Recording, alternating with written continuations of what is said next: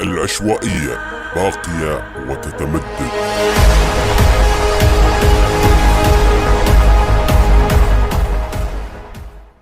في برنامج عشوائي مع نضال.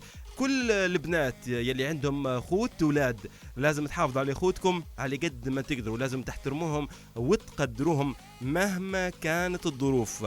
اخوك هو يلي يضربك على ظهرك ضربة قوية تقتل وبعدها يقول لك بصارة بصارة. اخوك هو يلي يلقاك تديري في حاجة وياكل منها وبعدها يقول لك مش حلوة، ما عجبتنيش، بالليبي هيك زي وجهك، وبعدين يقول لك مازال في منها تاني. اخوك هو يلي يتعارك معاك الصبح وفي الليل يجي يسألك يقول لك نلبس التيشيرت هذا ولا التيشيرت هذا اما احلى. اخوك هو يلي تطلبي منه حاجة يقول لك لا وبعدين يولي في كلامه ويقول لك هيقولي شن تبي نجيب لك.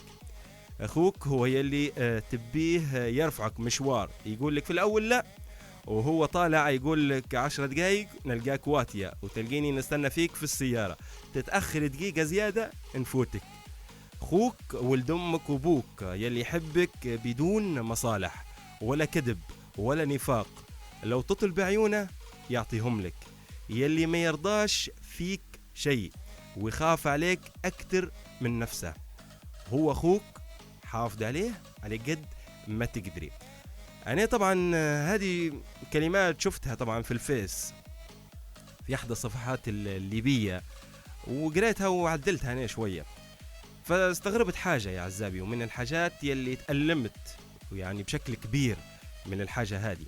طبعا أكثر التعليقات كانت للبنات، إذا كان هم كل التعليقات كانوا بنات، لكن الأكثرية وكانت في التعليقات يعلقوا بنات ويعني ممكن صغار في العمر، فكلهم يقولوا استحشتك يا أخوي الله يرحمه، ادعوا لي أخوي بالرحمة. يعني أكثر من تعليق، يعني ممكن 8 9 10 تعليقات يعني بنات فاقدين أخوتهم الشباب. فأنا هنا قعدت لحظة مع نفسي فتألمت بجديات وقلت يعني شوف، يعني معقولة الشباب هادو كلهم ماتوا؟ معقولة الحرب هذه خدت منا أغلى الناس؟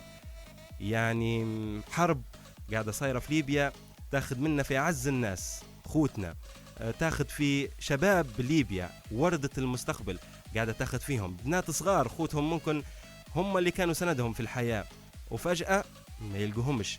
فهذه من ضمن الحاجات اللي وقفت عليها وتأثرت بها بشكل كبير. إن شاء الله ربي يرحمنا ويرحم جميع الأموات ونفتكوا من هالحرب هذه ويقعدوا شباب ليبيا وهم يلي يبنوها. عندي مثل الهوى والماي والله محتاجك يا خي.